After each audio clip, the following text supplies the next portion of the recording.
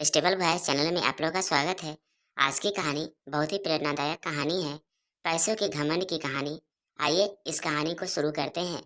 एक गांव में एक जवान लड़का था जिसका नाम आदित्य था। आदित्य की पत्नी का नाम सीमा था।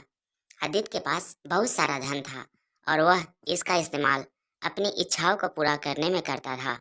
उसका बर्ताव बहुत ही घमंडपूर्ण था और उसका मानना था कि धन के माध्यम से वह सभी समस्याओं का समाधान कर सकता है। एक दिन आदित्य की सास माता जी ने उसे 1 महीने के लिए उनके पुराने गांव भेज दिया। माता जी की इस निर्देशिका को अपने दामाद ने बिना किसी सोच समझ के ही स्वीकार कर लिया। उसका इरादा था कि उसे उनके पुराने गांव में कोई समस्या नहीं होगी और वह वहां का राजा बन जाएगा। परंतु जब आदित्य गांव पहुंचा, उसने देखा कि वहां की जनता गरीबी और संकट में जी रही थी। उनका ध्यान यहाँ तक कि उनके पुराने घर का स्थिति भी बहुत ही खराब था। आदित्य को इस बात का एहसास हुआ कि धन के आधार पर ही खुद को महत्वपूर्ण समझना गलत है। उसने अपने बहकावे को देखा और उसकी सास की सलाह को मान लिया। उसने गांव वालों की मदद करना शुरू किया और उनके साथ समझदारी और संवेदनशीलता से व्यवहार किया।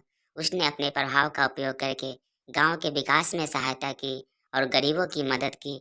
इस अनुभव ने आदित्य को धन के आधार पर अपने आप को महत्वपूर्ण मानने की गलती का एहसास कराया। वह एक समझदार और सहानुभूतिपूर्ण व्यक्ति बन गया और उसने गरीबों और असहायों की मदद के लिए अपना समय और धन निकालना शुरू किया।